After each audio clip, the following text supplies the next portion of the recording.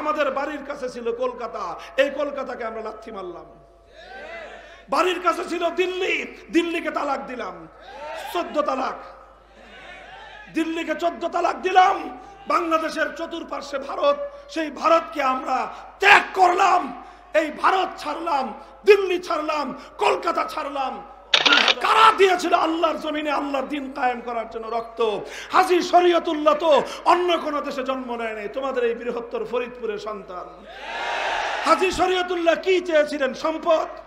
হাজী শরীয়তুল্লাহ কি চেয়েছিলেন? ক্ষমতা। হাজী শরীয়তুল্লাহ তো ফরায়েজি আন্দোলন করেছিলেন যে আমার দেশের মানুষ আল্লাহর ফরজ বিধান নিয়ে বেঁচে থাকুক, আর তো কোনো কিছু চায় নাই। এদেশের মুসলমানরা অনেক ত্যাগ স্বীকার করেছে, অনেক কোরবানি করেছে, শাহাদাতের নজরানা পেশ করেছে, বাপ দাদার 1000 বছরের ভিটে মাটি ছেড়ে দিয়ে রাস্তার ফকির হতে তারা পছন্দ করেছে। স্বপ্ন ছিল একটাই, আইন চলবে কার? মুসলমানরা খেলাফত কায়েম করে ইংরেজদের আইনকে উচ্ছেদ করে আল্লাহর আইন বাস্তবায়নের ঘোষণা দিয়েছে। তারা হামলা করলো, আক্রমণ করলো। মহাশক্তিধর ব্রিটিশ সাম্রাজ্যের সাথে আমাদের পূর্বসূরি আলেমগণ ক্ষুদ্র শক্তি নিয়ে জিহাদের ময়দানে নামলেন, লড়াই করলেন, জিহাদ করলেন, রক্ত দিলেন, খোদার জমিনকে রঞ্জিত করলেন। আল্লাহর আইন ছাড়া তাগুতের আইনের সামনে মাথা নোয়ান নাই। ওনাদের এই শাহাদাতের পর হাজার হাজার আলেমদেরকে ফাঁসি কাস্টে ঝুলানো হয়েছে। এতিম হয়েছেন আলেমদের সন্তানেরা, বিধবা হয়েছেন আলেমদের স্ত্রীরা, কোল খালি হয়েছে আলেমদের মায়েদের। তারা সব কিছু বরদাস্ত করে নিয়েছেন, কিন্তু আল্লাহর জমিনে কোনো গায়রুল্লাহর আইন এক মুহূর্তের জন্য বরদাস্ত করে নেন না। 1866 সালে দারুল উলুম দেওবন্দ প্রতিষ্ঠা করা হয়েছে। দেওবন্দ প্রতিষ্ঠা করা হয়েছিল, উদ্দেশ্য ছিল আবার সৈনিক তৈরি হবে, আবার সংগ্রামী তৈরি হবে, আবার লড়াই চলবে, আবার জিহাদ শুরু হবে, আবার ব্রিটিশের বিরুদ্ধে আন্দোলন করে সংগ্রাম করে তাদেরকে বিতাড়িত করে আবার সেই দারুল ইসলাম, আবার মুসলমানদের দেশে আল্লাহর আইন ফিরিয়ে আনতে হবে। 80 বছর সংগ্রাম চললো। কত বছর? আরে ভাই, 80 বছরের কয়জন মানুষ এখানে আছেন? 80 বছর সংগ্রাম করলো দারুল উলুম দেওবন্দ। 1947 সালে সেই সংগ্রামের পরিণামে ব্রিটিশরা এদেশ থেকে পালিয়ে যেতে বাধ্য হলো। ব্রিটিশরা যখন ভারতবর্ষ ছেড়ে দেয়, তখন এই দেশে প্রধানত 2 জাতির বসবাস। এক জাতি ছিল হিন্দু, আর এক জাতি ছিল মুসলিম। সংখ্যায় মেজরিটি ছিল হিন্দুরা, মাইনরিটি ছিল মুসলমান। কাছাকাছি থাকলেও কিছুটা বেশি ছিল হিন্দু, কিছুটা কম ছিল মুসলমান। হিন্দুরা চিন্তা করলো যেহেতু আমরা মেজরিটি, সুতরাং এই গোটা দেশটা যদি একসঙ্গে থাকে দেশটা অনেক বড় হবে, ক্ষমতা আমাদের হাতে থাকবে। মুসলমানরা চিন্তা করলো আমাদের এত বড় দেশের দরকার নাই, আমাদের এত বিশাল সাম্রাজ্যের প্রয়োজন নাই। আমরা চাই একটা ভূখণ্ড, আমরা চাই একটা মানচিত্র, আমরা চাই একটা দেশ। সেই দেশটা হতে পারে ছোট, সেই দেশটা হতে পারে গরিব। আমরা হয়তো 3 বেলার জায়গায় 1 বেলা খেয়ে থাকবো, না খেতে পারলে প্রয়োজনে আমরা পেটে পাথর বাঁধবো। কিন্তু মুসলমানদের স্বপ্ন ছিল, হৃদয়ে আকাঙ্ক্ষা ছিল, আমরা এমন একটা দেশ গড়ব যেই দেশে আইন চলবে আল্লাহর, যেই দেশের সংবিধান হবে আল কোরআন। এইরকম একটা স্বপ্ন নিয়ে গোটা ভারতবর্ষের অধিকাংশ মুসলমানরা বললেন যে না, আমরা বড় সাম্রাজ্য চাই না, আমরা অবিভক্ত বিশাল ভারত চাই না, আমরা আমাদের ছোট্ট ভূমি চাই, আমাদের ছোট্ট দেশ হোক, কিন্তু সেই দেশটা চলবে কার আইন অনুযায়ী। তখন এই ভারত 2 ভাগ হয়ে গেল। হিন্দুরা পেল 1 ভাগ, বিশাল ভারত, আর মুসলমানরা পেল তার তুলনায় অনেক ছোট একটা জায়গা। সেই জায়গাটার নাম 1947 সালে দেয়া হলো পাকিস্তান। সেখানে পাকিস্তান নামটা মুখ্য নয়, পাকিস্তান নামের সঙ্গে আলাদা কোনো প্রীতি, কোনো ভালোবাসার কিছু নাই। কিন্তু মূল কথা হলো এই বিশাল ভূখণ্ড, মুসলমানদের জন্য এই ভূখণ্ড স্বাধীন করা হলো, মুসলমানদের জন্য এই মানচিত্রকে আজাদ করা হয়েছিল শুধুমাত্র একটা উদ্দেশ্যে, শুধু একটা চেতনায়। সেটা হলো এই কোরআন হবে দেশের আইন, সংবিধান হবে আল কোরআন, আইন হবে একমাত্র আল্লাহর। এই কাজটুকু করতে গিয়ে মুসলমানদেরকে অনেক মূল্য দিতে হয়েছে, অনেক চড়া মূল্য দিতে হয়েছে। যারা প্রবীণ আছেন তারা তাদের বাপদাদার কাছ থেকে শুনে থাকবেন। আমরা ইতিহাসের পাতায় পড়ি, হাজার হাজার নয়, লক্ষ লক্ষ মুসলমান ভিটেমাটি ছেড়ে দিয়েছে, কোটি কোটি টাকার সম্পত্তি ছেড়ে দিয়ে পথের ভিখারি হয়ে তারা হিন্দুদের কাফেরদের এলাকা ছেড়ে দিয়ে মুসলমানদের এলাকায় রিফিউজি হিসেবে চলে আসছে।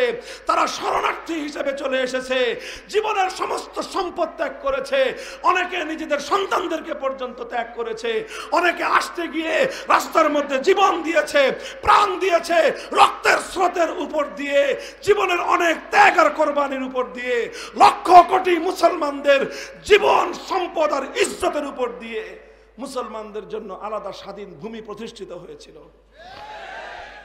এখানে বড় হৃদয় বিদারক একটা ইতিহাস আছে, যে ইতিহাস বলতে গেলে, শুনতে গেলে, বুঝতে গেলে হৃদয় রক্তক্ষরণ হয়। সেটা হলো এই, মুসলমানদের জন্য আল্লাহর আইনের দ্বারা পরিচালিত একটা দেশ গঠন করতে গিয়ে গোটা ভারতবর্ষের অনেক মুসলমান জীবন দিয়েছে, অনেক মুসলমানের ত্যাগ আর কোরবানি আছে। পাঞ্জাবের মুসলমানদের কোরবানি আছে, বেলুচিস্তানের মুসলমানদের কোরবানি আছে, সেই সীমান্ত প্রদেশের মুসলমানদের কোরবানি আছে। লাহোর থেকে নিয়ে শুরু করে সেই করাচি পর্যন্ত বহু মুসলমানের ত্যাগ আর কোরবানি রয়েছে। তবে গোটা ভারতবর্ষের সমস্ত মুসলমানদের ত্যাগ আর কোরবানিকে যদি এক পাল্লায় রাখা হয়, আর শুধুমাত্র এই বাংলাদেশের মুসলমানদের ত্যাগ আর কোরবানিকে যদি এক পাল্লায় রাখা হয়, ইতিহাস যারা পাঠ করেছে তারা বলবে কথা, বাংলাদেশের মুসলমানদের ত্যাগ আর কোরবানির পাল্লা ভারী হয়ে যাবে। এই বাংলাদেশের মুসলমান কারা ছিল? আসমান থেকে মুসলমান নেমে আসছিল না? তোমার বাপ ছিল, আমার বাপ ছিল, তোমার দাদা ছিল, আমার দাদা ছিল? বলো কথা, মুসলমানের বাচ্চারা বলো। কারা দিয়েছিল 47-এর আগে রক্ত? কারা দিয়েছিল আল্লাহর জমিনে আল্লাহর দ্বীন কায়েম করার জন্য রক্ত? হাজী শরীয়তুল্লাহ তো অন্য কোন দেশে জন্ম নেয় নাই, তোমাদের এই বৃহত্তর ফরিদপুরের সন্তান। হাজী শরীয়তুল্লাহ কি চেয়েছিলেন? সম্পদ। হাজী শরীয়তুল্লাহ কি চেয়েছিলেন? ক্ষমতা। হাজী শরীয়তুল্লাহ তো ফরায়েজি আন্দোলন করেছিলেন যে আমার দেশের মানুষ আল্লাহর ফরজ বিধান নিয়ে বেঁচে থাকুক, আর তো কোনো কিছু চায় নাই। এদেশের মুসলমানরা অনেক ত্যাগ স্বীকার করেছে, অনেক কোরবানি করেছে, শাহাদাতের নজরানা পেশ করেছে, বাপ দাদার হাজার বছরের ভিটে মাটি ছেড়ে দিয়ে রাস্তার ফকির হতে তারা পছন্দ করেছে। স্বপ্ন ছিল একটাই, আইন চলবে কার? মুহতারাম হাজিরিন, এই আল্লাহর আইনের সমাজ গড়বার জন্য আমার এবং তোমার এই বাংলাদেশের মুসলমানদের অবদান সবচেয়ে বেশি ছিল। আমাদের বাড়ির কাছে ছিল কলকাতা, এই কলকাতাকে আমরা লাথি মারলাম। বাড়ির কাছে ছিল দিল্লি, দিল্লিকে তালাক দিলাম, 14 তালাক। দিল্লিকে 14 তালাক দিলাম। বাংলাদেশের চতুর্পার্শ্বে ভারত, সেই ভারতকে আমরা ত্যাগ করলাম।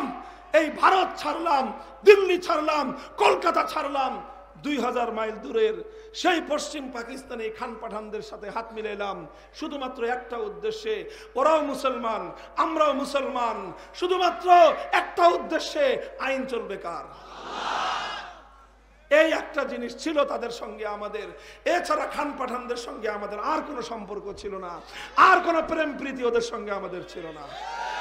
শুধু একটাই কথা ছিল, মুসলমানদের একটা ভূখণ্ড হবে, সেই ভূখণ্ডে আইন চলবে, সেই ভূখণ্ডে আইন চলবে।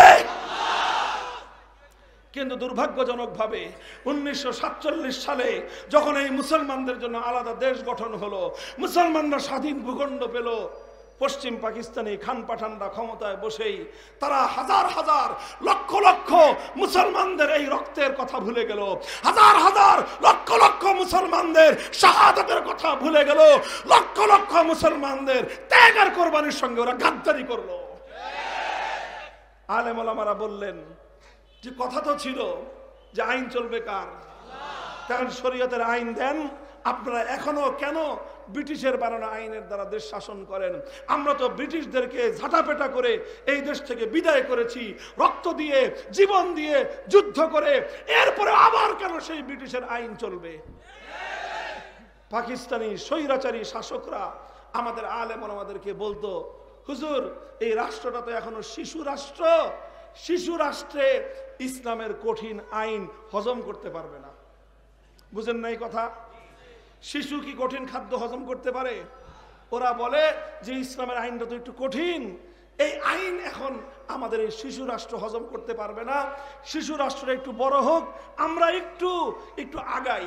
এখনই আমরা ইসলামী আইন বাস্তবায়ন করলে পশ্চিমা বিশ্ব, ইউরোপ, আমেরিকা আমাদেরকে সাহায্য করবে না, আমরা দেশটাকে উন্নত করতে পারবো না। এই জন্য আমরা কিছুদিন ওদের সঙ্গে তাল মিলাই, এরপরে যখন নিজের পায়ে দাঁড়ায় যাব, আমাদের শিশু রাষ্ট্র যখন নিজে নিজে হাঁটতে শিখবে, তখনই আমরা জাতির সঙ্গে আমাদের ওয়াদা আর আমাদের অঙ্গীকার আমরা বাস্তবায়ন করব, আল্লাহর কোরআনের আইন বাস্তবায়ন করব। হুজুররা বলে, ঠিক আছে, তোর এই শিশু হাঁটা শিখুক। 5 বছর পরে হুজুররা জিগে এলেন, কি খবর জিন্না সাহেব, লিয়াকত সাহেব, আপনাদের শিশু রাষ্ট্রকে হাঁটা শিখছে? কয় না হুজুর, আরো কিছুদিন লাগবে। 10 বছর পরে জিজ্ঞাসা করে, কি অবস্থা, আপনাদের শিশু বড় হয়েছে? কয় না, এখনো এই রাষ্ট্র শিশু আছে, এখনো বড় হয় নাই। 20 বছর চলে গেল, কয় কি ভাই, আপনার বুইরা খাটাস এই রাষ্ট্র, এটা এখনো বড় হয় নাই? কয় না, এটা এখনো শিশু আছে, এটা এখনো বড় হয় নাই। আমার আব্বাজান শাইখুল হাদিস রহমতুল্লাহ আলাইহি হৃদয়ের কষ্টে উপহাস করে একটা বিদ্রুপাত্মক কৌতুক বলতেন। তিনি বলতেন, যেই পোলা 24 বছরেও সাবালক হয় না, এটা 90 বছরও বালেগ হবে না। এই পোলা এটা বেকার, এটা কোনো কাজেরই হবে না। আরে 24 বছরের মানুষ শিশু থাকে না, তাগড়া যুবক হয়? কথা বলেন। আরে 24 বছরের আবু সাঈদরা তো স্বৈরাচারের পতনের জন্য জালিমের বুলেটের সামনে বুক চিতিয়ে দেয়। 24 বছরের মুগ্ধরা তো জাতির জন্য হাসি মুখে নিজের জীবন বিসর্জন দেয়। 24 বছরের যুবকরা তো তারা অন্যায়ের প্রতিবাদ করতে গিয়ে জীবন দেয়।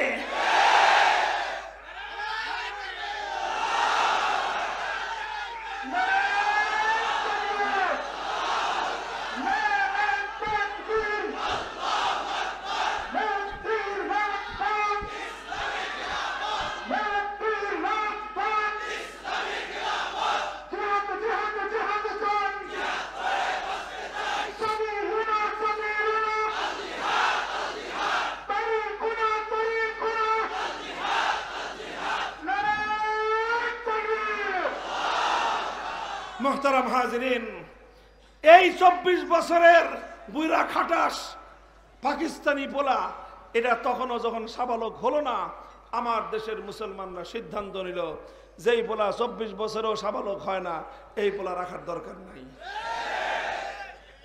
আমাদের স্বপ্ন ছিল আল কোরআনের আইন পাবো, আমাদের তামান্না ছিল আইন হবে আল্লাহর, সংবিধান হবে আল কোরআনের। তোমরা যখন সেই তামান্না পূরণ করলে না, তোমরা যখন আমাদের হৃদয়ের সেই অভিপ্রায়, আমার সেই চাওয়া, আমার সেই আকাঙ্ক্ষা যখন পূর্ণ করতে না পারলা, তখন তোমার পাকিস্তানের দরকার নাই। খান খান টুকরো করে দাও পাকিস্তান। তখন এদেশের মুসলমানরা পাকিস্তানের বিরুদ্ধে ক্ষিপ্ত হয়ে উঠল। আর সেই সময়ে বাংলাদেশে একজন নেতার আবির্ভাব হলো। এই নেতা আরো অনেক আগেই ছিলেন। 1947 সালে তিনি মুসলিম লীগ করতেন। তিনি এই দেশের মানুষকে 47 সালে বলতেন যে আমাদের মুসলমানদের জন্য আলাদা রাষ্ট্রের প্রয়োজন। কেন রাষ্ট্রের প্রয়োজন? কারণ মুসলমানদের আলাদা রাষ্ট্র হলে মুসলমানরা আল্লাহর আইন কায়েম করতে পারবে। সেই নেতার নাম শেখ মুজিবুর রহমান। উনি 1947 সালে মুসলিম লীগ করতেন। 1947 সালে তিনি মুসলমানদের জন্য আলাদা দেশ চাইতেন। 1947 সালে তিনি মুসলমানদের আলাদা দেশের জন্য আন্দোলন সংগ্রাম করতেন। এরপরের ইতিহাস ধীরে ধীরে যতদিন গড়াইছে, তিনি সেই পশ্চিম দিক থেকে আস্তে আস্তে উল্টা দিকে ঘুরতে শিখছেন। তবে 1970 সালে তিনি তার জীবনের সবচেয়ে বড় পুণ্যের কাজ, নেকির কাজটা করেছেন। তিনি তার জীবনের সবচেয়ে ভালো কাজটা করেছেন 1970 সালে। জাতীয় নির্বাচন আসলো, সেই নির্বাচনের আগে গোটা জাতির সঙ্গে তিনি ওয়াদা করলেন, অঙ্গীকার করলেন, কমিটমেন্ট করলেন, আমরা যদি পাশ করি, জনগণ যদি আমাদেরকে ভোট দিয়ে নির্বাচিত করে, তাহলে আমরা কোরআন সুন্নাহর বিরুদ্ধে কোনো আইন করব না। এটা আমাদের কথা নয়, এটা 1970 সালে আওয়ামী লীগের নির্বাচনী ইশতেহারের মধ্যে স্পষ্ট ঘোষণা ছিল। শেখ মুজিবুর রহমান সাহেব নিজেই ইশতেহার ঘোষণা করেছিলেন।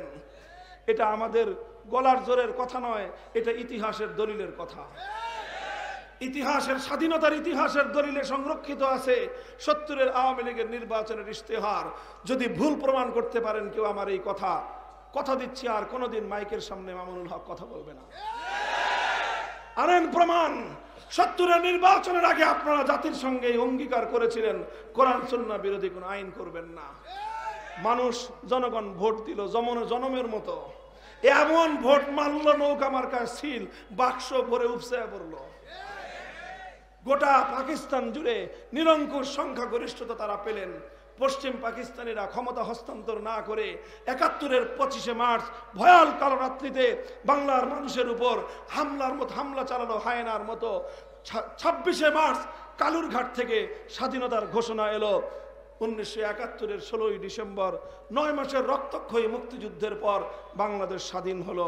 শেখ মুজিবুর রহমান সাহেব এই 9 মাস পশ্চিম পাকিস্তানে বন্দী ছিলেন।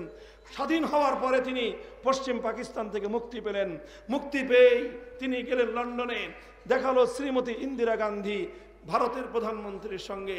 ভারতের প্রধানমন্ত্রী তখন তিনি দেশে আসবার সময় তার মুজিব কোটের পকেটের মধ্যে একটা চিরকুট ধরায় দিলেন।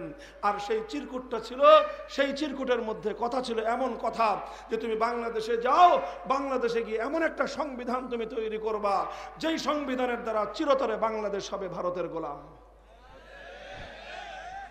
পরিষ্কার কথা এটা। ইতিহাস এই জায়গায় আমাদেরকে নীরব থাকবার পারমিশন দেয় নাই। 72-এ যে সংবিধান প্রণয়ন করা হলো, সেই সংবিধানের যে মৌল 4 নীতি সবগুলো ভারতের সংবিধানের মূলনীতি। ভারতের সংবিধানের মূলনীতি ফটোকপি করে তার উপর ভিত্তি করে 72 সালে বাংলাদেশের সংবিধান তৈরি করা হয়েছে। সেই সংবিধানে জাতীয়তাবাদ, ধর্মনিরপেক্ষতাবাদ, সমাজতন্ত্র, গণতন্ত্র নামক এই সকল মতবাদগুলো দিয়ে 72-এ সংবিধান তৈরি করা হলো। 72-এর এই সংবিধানের মাধ্যমে আল্লাহর জমিনে ইসলাম কায়েমের রাজনীতিকে নিষিদ্ধ করা হলো। যেখানে তিনি 70 সালে নির্বাচনে ঘোষণা দিয়েছিলেন কোরআন সুন্নাহ বিরোধী কোন আইন করবেন না, সেখানে 72 সালে আইন করলেন কি যে কোরআন সুন্নাহর আইন বাস্তবায়ন করার জন্য রাজনীতি করা যাবে না। এটা ছিল স্পষ্টভাবে 1970-এর জাতীয় নির্বাচনের অঙ্গীকার এবং ওয়াদার সঙ্গে বিস্পষ্ট গাদ্দারি এবং বিশ্বাসঘাতকতা। 70 সালে তিনি সবচেয়ে বড় পুণ্যের কাজটা করেছিলেন। 72 সালের সংবিধান প্রণয়ন করার মধ্য দিয়ে নিজ হাতে নিজের পুণ্যের কাজটাকে তিনি ধ্বংস করেছেন। এরপরে 75 সালে তিনি নিজেই তার খেসারত দিয়েছেন। তিনি তার ইতিহাস সমাপ্ত হয়েছে। 75 পরে বাংলাদেশে আরো কিছু শাসক এসেছেন, তারা কেউ কিছুটা পরিবর্তন করেছেন। একজনে ধর্মনিরপেক্ষতা নামক কুফরি মতবাদকে বাতিল করে দিয়ে আল্লাহর উপর অবিচল আস্থা এবং বিশ্বাস সংবিধানে সংযুক্ত করেছেন। তবে শুধুমাত্র এই কথাটাই ছিল সংবিধানে। 50 বছর পর্যন্ত এই আল্লাহর উপর অবিচল আস্থা এবং বিশ্বাসের ভিত্তিতে কোনো আইন কানুন তৈরি হয় নাই, সংশোধন হয় নাই, সংস্কারও হয় নাই। এরপরে 2008 সালে ক্ষমতায় এসে এই শেখ হাসিনা সাহেবা তিনি আবার সেই আল্লাহর উপর আস্থা এবং বিশ্বাস তুলে দিয়ে আবার সেই ভারতীয় আধিপত্যবাদের গোলামির চুক্তি, সেই ধর্মনিরপেক্ষতাবাদ আবার ভারত থেকে আমদানি করে বাংলাদেশের মানুষের গলায় গোলামির জিঞ্জির পরিয়ে দিলেন।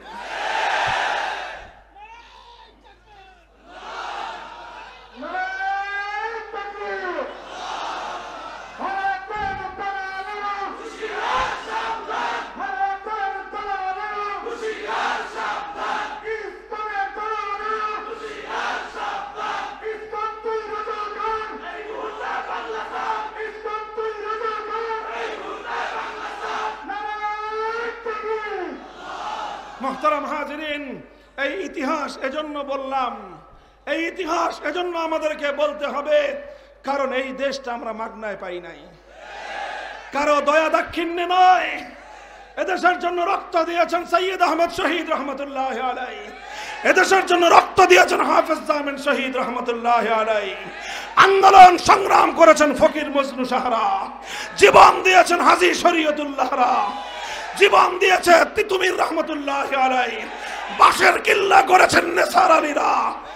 অনেক ত্যাগ আর কোরবানির পর মুসলমানদের জন্য আলাদা ভূখণ্ড ভারত থেকে স্বাধীন করা হয়েছিল, ভারতের দাসখত আর গোলামি করবার জন্য নয়।